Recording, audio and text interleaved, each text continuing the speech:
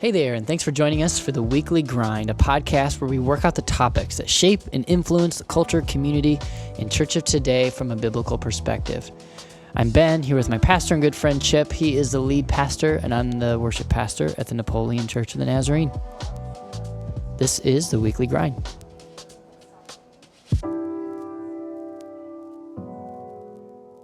Okay, so today we're going to play a little role reversal, and I'm going to kind of open up as the host. How does that make you feel? Weird you out? A little bit. Does that mean I've got to be the meat of the conversation or what?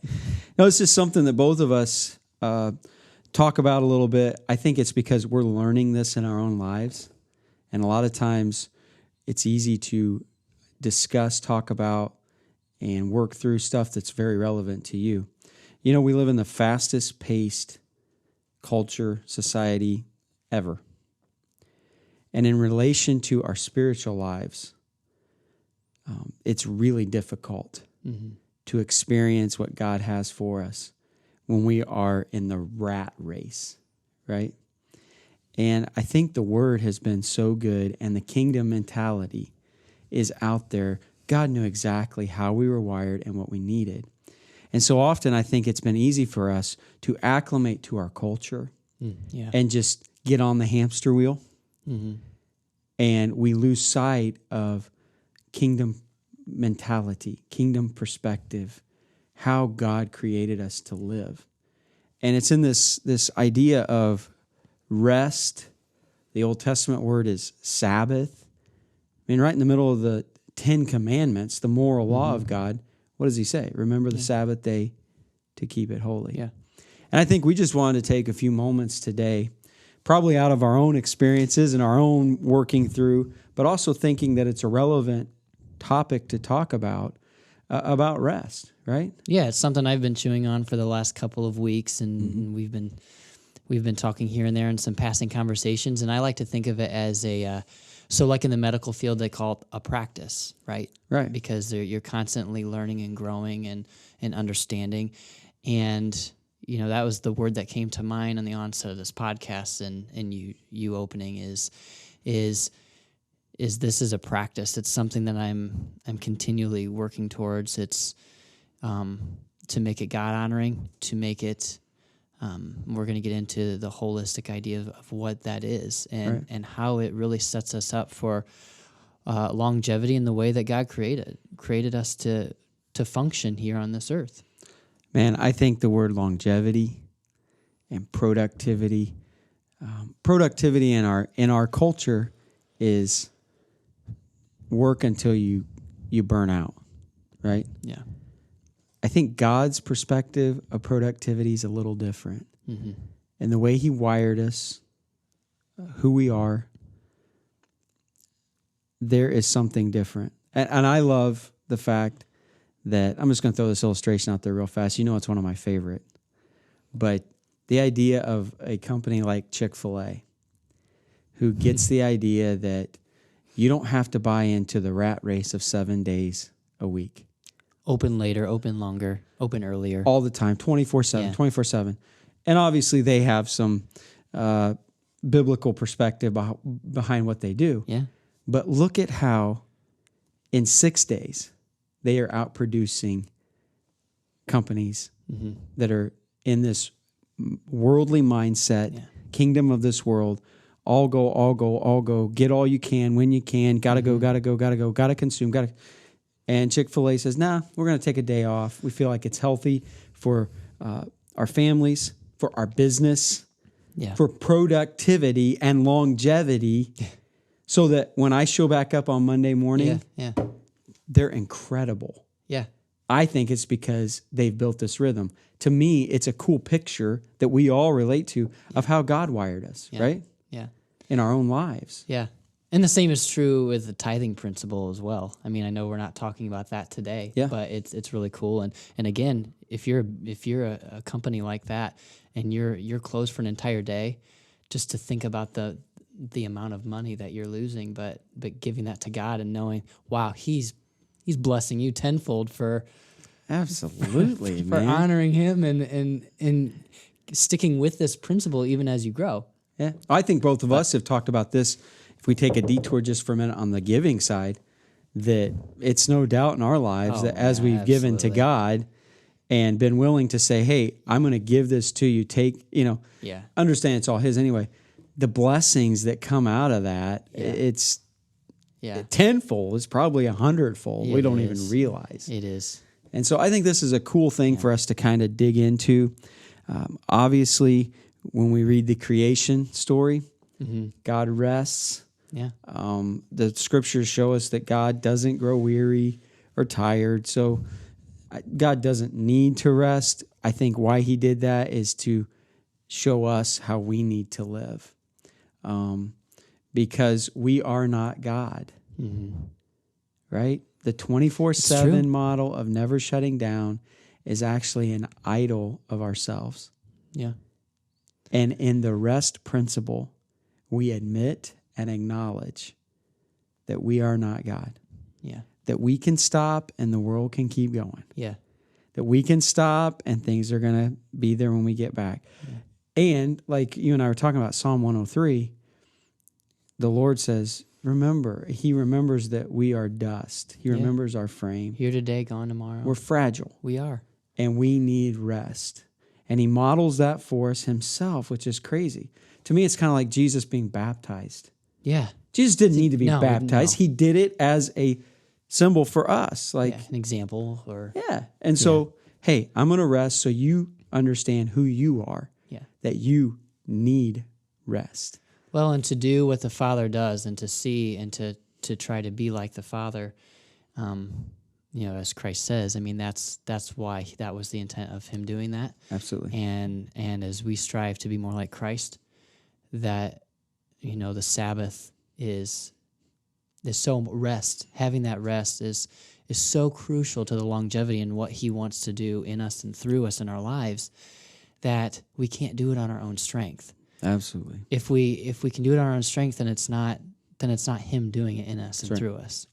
I think we wanted to make sure that in this conversation, for those of you that your minds are going 15 different directions, we want to quickly acknowledge that the new covenant, the idea of we have entered into his rest, that spiritually we operate from a place from rest, right? Yeah. And that he has given us a place of rest all the time. Yeah. But how do we then practice and put our lives in a position where we are tapping into the rest he's given us? We are accessing that. We're leading from that. And I would say rest leads to reliance, right? You're relying upon him. It's not saying that we rest once all of our work is done, but it's acknowledging that there's still work on the table. Yeah, it's so good. There's still work to be done, but I'm going to honor God in this, knowing that he is going to go before me. That's right. And set us up to I'm to dependent. thrive. It's an act of dependence. Yeah. That I actually believe I'm his child. He has my life. Yeah. He's going to take care of me, and I can rest. And so, yes, spiritually, we have entered a state of rest, as Hebrews would talk about, right? But the practices of the Sabbath, and Jesus was very clear, the Sabbath was made for man, right? Not man Matthew for the 12. Sabbath. Yes. Right? It's not like God just creating another hoop. Yeah. I just want you to jump through this and see how committed do this and work for me, devoted and then you got to take a day off also. Yeah. He made it for us because of the way we're wired. But we've talked about this. We're holistic, right? Our physical and our spiritual and our emotional are all together. Yeah. I was told in college, sometimes the most spiritual thing you can ever do is take a nap. Seriously. Because when your physical is worn down and tired, it affects your spiritual. Yeah, don't believe it. Try to go 2 days without sleeping. See what happens. You don't feel God anywhere. You can't read the word. You can't pray, No. And you act frustrated and you violate so many things in the word, right? You don't live as Christ because you're tired. I would maybe argue, the key to honoring the rest of the 10 Commandments might be beginning with rest, honoring the Sabbath. Yeah. And I think there's a point to that where it's true that, okay, this is the fourth commandment. the 6 that are going to follow. Because you don't rest for 7 days. You might be tempted to kill somebody, right? That's a joke, but yeah. It's just, but it goes back to emphasize just how the importance of something that is important, but not necessarily urgent or right in front of our face and resting. Maybe we're not tired. Maybe we're not, but all the more reason to rest, to honor God. Yeah, that's really good. It's like your spiritual life when, I know that the times I've been closest with God are the times where I just feel like that's all that I have left. Mm-hmm.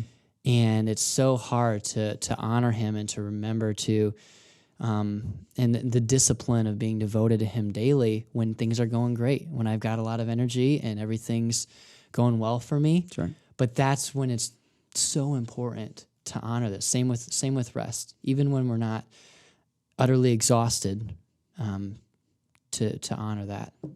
Yeah. And again, back to the holistic nature, that when so physically we need to be in a good place for the spiritual aspect. And then the spiritual aspect, if I'm living with anxieties, fears, it causes me to do what? Stress out. What does stress do to the body? Yeah, wears it down big time. The spiritual absolutely diminishes the physical. Mm-hmm. And so there is this play of both coming into play. And we just want to remind you and talk about a little bit the practices that help us to draw from living in a position of rest. I think we were talking about this a little bit ago. Our athletes understand this. Mm-hmm. Like they get that you go hard and train, but also a necessary component is rest. The best athlete is not the guy who says, for 6 days, I'm just going to go, or 7 days, I'm going to go full bore. Like they know their body can't handle that. They're not made that. We're not wired that way.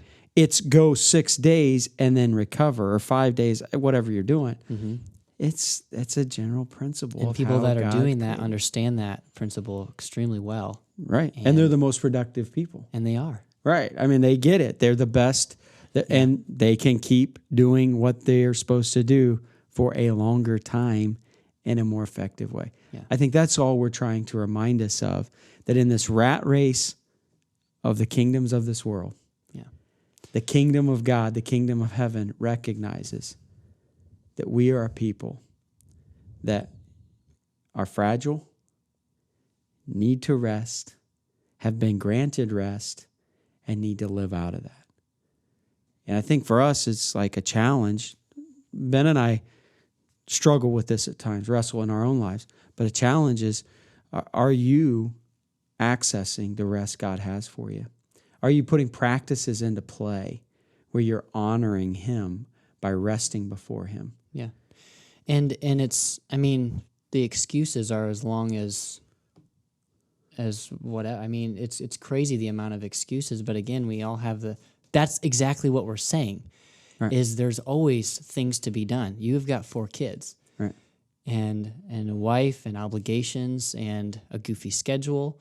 Yep. And it's really easy to say, well, I'm too important to rest, and maybe you don't think that way, but the idea that you're too busy or you're too, and this is a physical reality and it's a spiritual reality. Absolutely. That we need to have a habitual rest in our lives, a rhythm of rest in our lives, regularly, weekly for us. So I was kind of doing some studying and some reading and kind of found some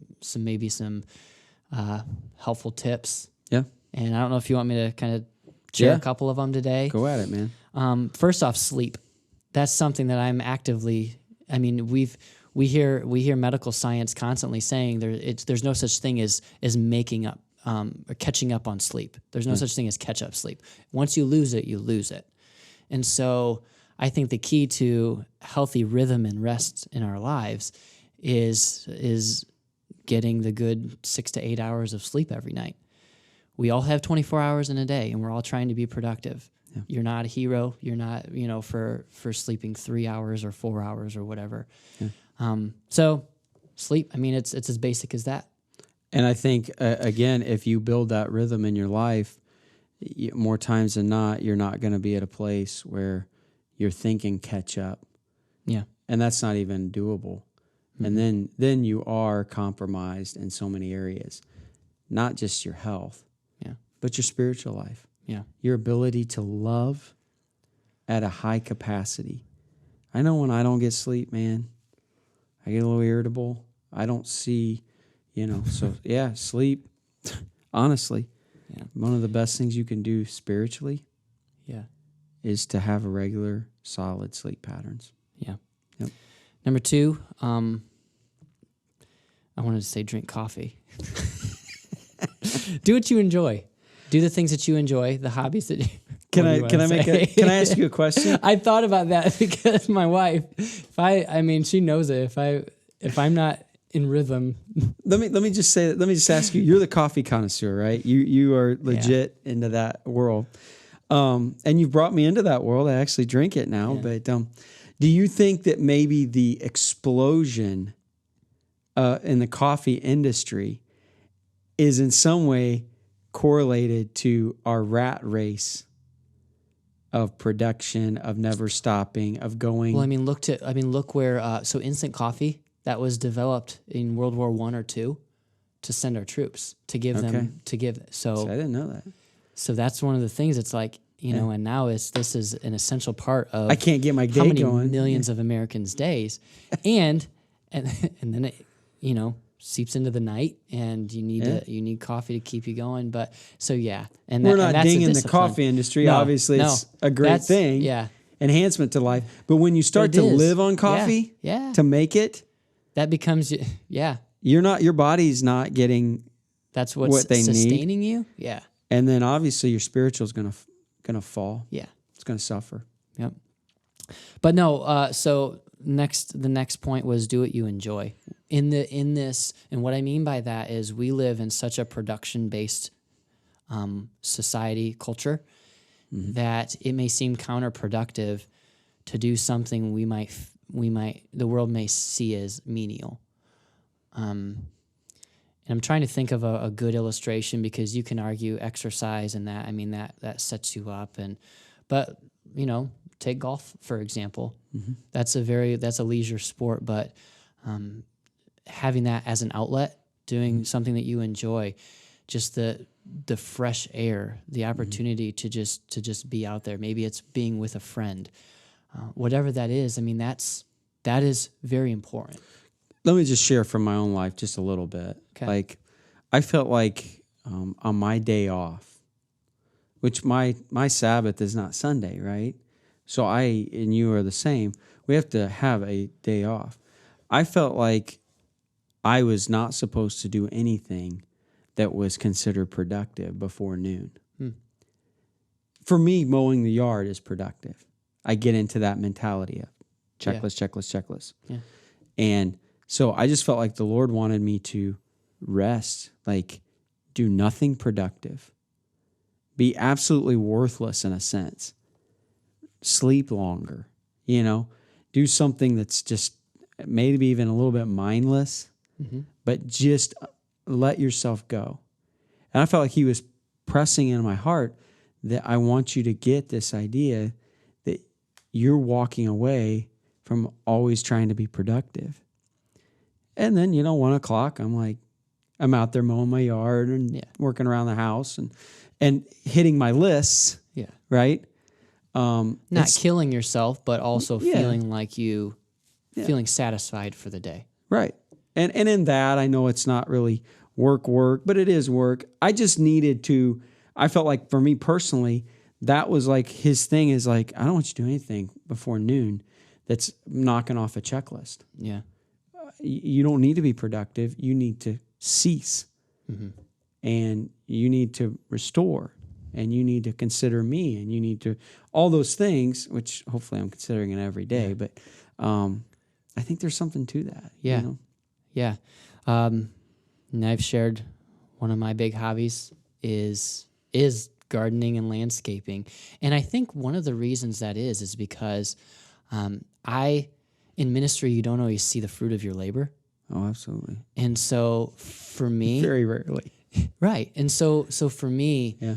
it was so satisfying being able to work in a flower bed or do something where I can. So I love getting up in the morning, again, getting that cup of coffee, and morning is my golden time. I love that. And so it's throwing in a podcast, and these podcasts, I might listen to podcasts all day, and they're a mix of sports and sermons from other pastors that I follow. Sure. And it's so, again, it's some just mindless ear candy, I guess. I don't know, and just thoughts, and but then also it's filling. It's filling because I've got pastors that I admire, and I like to just hear the way that they preach the word, and so that for me is really really beneficial. But it's doing something that you enjoy.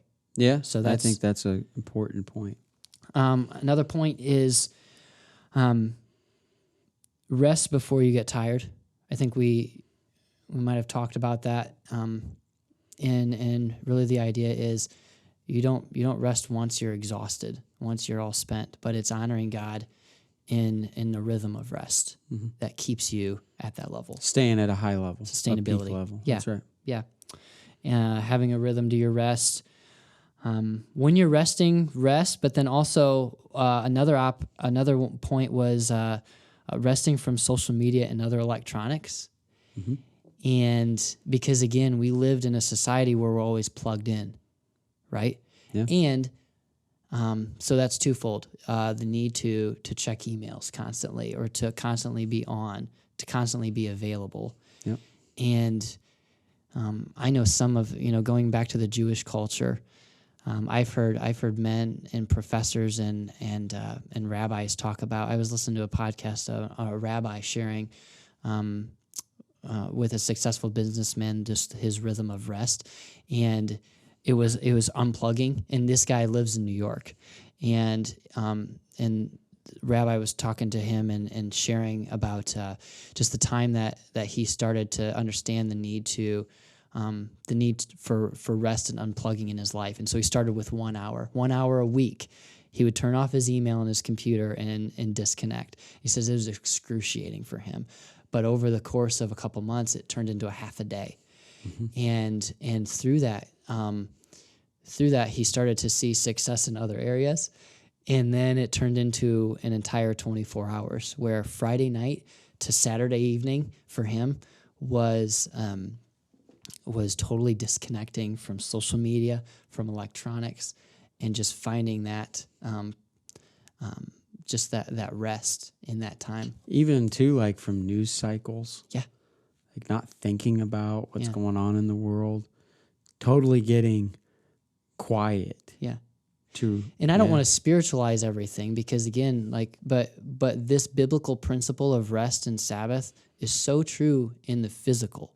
Absolutely. Where you already mentioned it with the CrossFit champion, he understanding the need for rest with his own body, and so it's very physical, but it's extremely spiritual. It's tied in, man. And it's that holistic, going into that to rest holistically.